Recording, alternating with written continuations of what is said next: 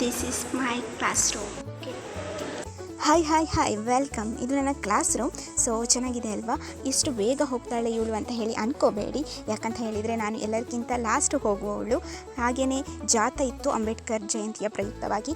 ನಾನು ಹೋದದ್ದು late ಆದದ್ರಿಂದಾಗಿ direct ಕ್ಲಾಸಿಗೆ ಹೋಗಿ ಕೂತಿದ್ದೆ. ಸೊ ಎಲ್ಲರೂ ಜಾಥಾಕ್ಕೆ ಹೋಗಿದ್ದರು ಆ್ಯಂಡ್ ಫಸ್ಟಿಗೆ ನಾನು ಆ ಸೈಡ್ ಕೂರ್ತಾ ಇದ್ದೆ. ಈಗ ಈ ಸೆಮಿಗೆ ನಾನು ಈ ಸೈಡ್ ಕೂರ್ತಾ ಇದ್ದೇನೆ.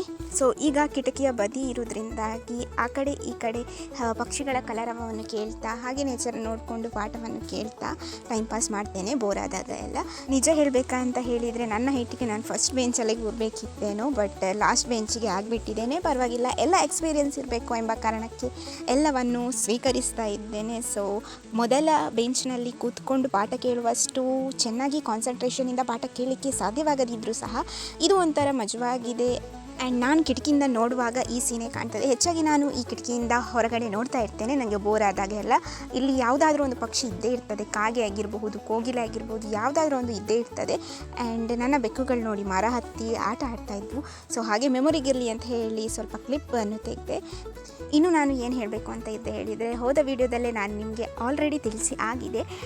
ಮುಂದಿನ ವಿಡಿಯೋಗಳು ಫೋಟೋಗ್ರಫಿ ವಿಡಿಯೋಗ್ರಫಿಯ ಒಂದು ಕೋರ್ಸ್ನದ್ದಾಗಿರಬಹುದು, ಬ್ಯೂಟಿಯ ಕೋರ್ಸ್ನದ್ದಾಗಿರಬಹುದು, ಫ್ಯಾಷನ್ ಕೋರ್ಸ್ನದ್ದಾಗಿರಬಹುದು, ಟೈಲರಿಂಗ್ ಕೋರ್ಸ್ನದ್ದಾಗಿರಬಹುದು, ಇವುಗಳ ರಿಲೇಟೆಡ್ ವೀಡಿಯೋಸ್ಗಳು ಬರ್ತದೆ. ಬಿಕಾಸ್ ನಾನು ಕಲಿತು ನಿಮಗೂ ಕಲಿಸ್ತಾ ಇದ್ದೇನೆ. ಸೊ ನಾನು ಕಲಿತದ್ದು ವೇಸ್ಟು ಆಗಬಾರ್ದು, 4 ಜನಕ್ಕೆ ಜ್ಞಾನ ಹರಡಿದ ಒಂದು ಪ್ರೌಡ್ ಫೀಲ್ ಆಗಬೇಕು ಎಂಬ ಕಾರಣಕ್ಕೆ ಈ ರೀತಿಯಾಗಿ ನಿರ್ಧಾರವನ್ನು ತೆಗೆದುಕೊಂಡಿದ್ದೇನೆ.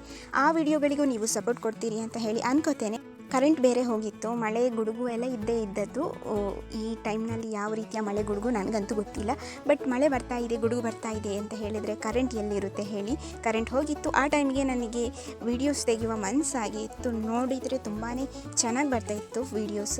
ಸೊ ಹಾಗಾಗಿ ವಿಡಿಯೋಗ್ರಫಿ ಮಾಡಲಿಕ್ಕೆ ಸ್ಟಾರ್ಟ್ ಮಾಡಿದೆ. ಅಮ್ಮ ಬಿಸಿ ಬಿಸಿ ಪೂರಿ ಮಾಡಿಕೊಟ್ರು. ಆ ಮಳೆಗೆ, ಆ ವಾತಾವರಣಕ್ಕೆ ಏನೋ ಒಂದು ಬಿಸಿ ಬಿಸಿ ತಿಂತಾ ಇದ್ದರೆ ಅದರ ಮಜನೇ ಬೇರೆ ಅಂತಲೇ ಹೇಳ್ಬಹುದು.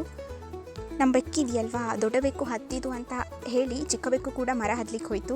ಹತ್ತಿ ಎತ್ತರಕ್ಕೆ ಹೋಗಿದೆ, ಬಟ್ ಇಳಿಲಿಕ್ಕೆ ಅದಕ್ಕೆ ಗೊತ್ತೇ ಆಗ್ತಾ ಇಲ್ಲ. And finally thank you for watching. ಎಲ್ಲ ವಿಡಿಯೋಗೂ ಸಪೋರ್ಟ್ ಮಾಡಿ. Take care.